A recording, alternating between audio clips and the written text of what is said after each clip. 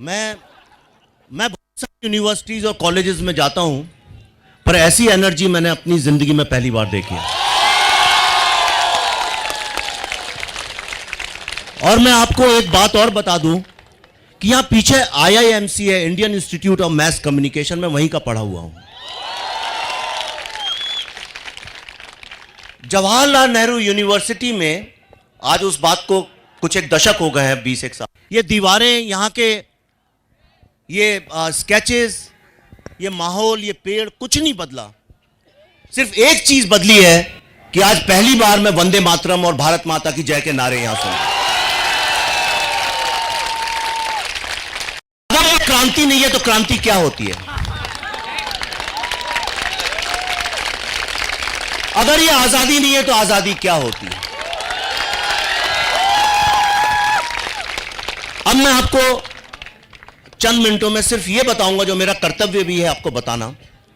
जो लोग अपने देश से प्यार करते हैं, जो अपने गांव से प्यार करते हैं, अपने मां बाप से प्यार करते हैं और इस देश की गलतियों, कमियों, सब चीजों को एक साथ इकट्ठा करके इस देश को कुछ बनाना चाहते हैं, उन लोगों को कभी इंटेलेक्चुअल का दर्जा दिया नहीं गया। दर्जा उन लोगों को दिया गया, इंटेलेक्चुअल बुद्धिजीवी का दर्जा उन लोगों को दिया गया जो एक ऐसे यूटोपिया की बात करते हैं जो कभी संभव ही नहीं।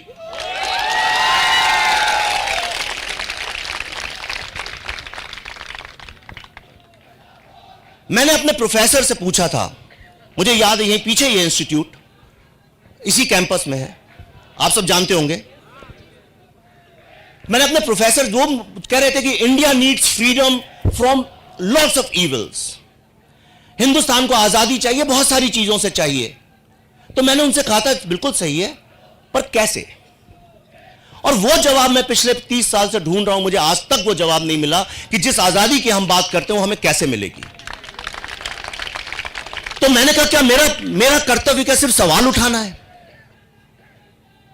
क्या मैं सिर्फ ये सवाल उठाऊंगा, या मेरे को यह भी देखना है कि ये जिस आजादी की हम बात करते हैं वो आएगी कैसे? हमें किस चीज से चाहिए ये फ्रीडम? किस चीज से ये आजादी चाहिए? मनुवाद से नहीं चाहिए। मैं गारंटी करता हूं हिंदुस्तान की यूनिवर्सिटी का कोई लड़का नहीं जानता मनुवाद क्या होता है। हिंदुस्तान में कोई नहीं जानता मनुवाद क्या होता है। मनुवाद नहीं बात करता जाति की, वो वर्ण की बात करता है। वहां ब्राह्मण शूद्र बन सकते हैं, शूद्र ब्राह्मण बन सकते हैं, वो अलग चीज है। हमें ब्राह्मणवाद से आजादी नहीं चाहिए, क्योंकि जो ब्राह्मणवाद जिसको बोलते हैं उससे भी इस देश का बहुत उत्थान हुआ है। हमको आजादी चाहिए इस देश की मीडियोक्रिटी से, हमको आजादी चाहिए इनएफिशिएंसी से, हमको आजादी चाहिए इनकॉम्पिटेंस से, हमको आजादी चाहिए उन लोगों से जो देश में रह के देश को आगे नहीं बढ़ने देते हैं।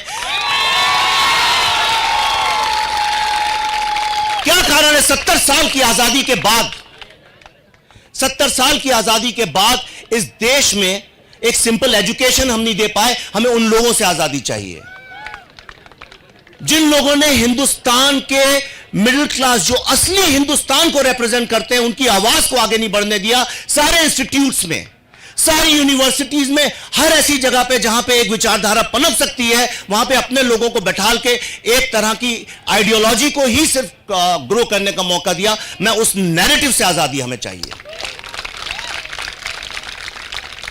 इस देश में सिर्फ एक क्रांति की बात की गई है, दूसरी क्रांति की कभी नहीं की गई। वो क्रांति आएगी सिर्फ हिंदुस्तानियत से, वो आएगी कैपिटल बनाने से, वो आएगी वेल्थ बनाने से, वो आएगी जब अपने घर में आप पैसे भेज सकेंगे।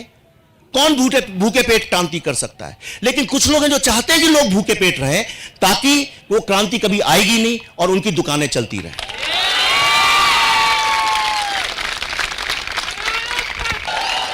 ये मेरी जमीन है। और जब मैंने बंबई में उस दिन भाषण सुने और सब सुना, मुझे ऐसा लगा जैसे कोई मुझे यहां से काट रहा है। और मैंने कहा किसी भी कीमत में मेरे देश से, मेरे इंस्टीट्यूट से कोई मुझे काट नहीं सकता। और आज सौरभ, आप लोगों ने इस फिल्म को यहां दिखाने का निश्चय लिया है। ये स्टूडेंट्स की जीत है, ये फ्रीडम ऑफ स्पीच की जीत है। और मैं आपको आखिर में सिर्फ यह बताना चाहता हूं, यह एक नई क्रांति की नींव है।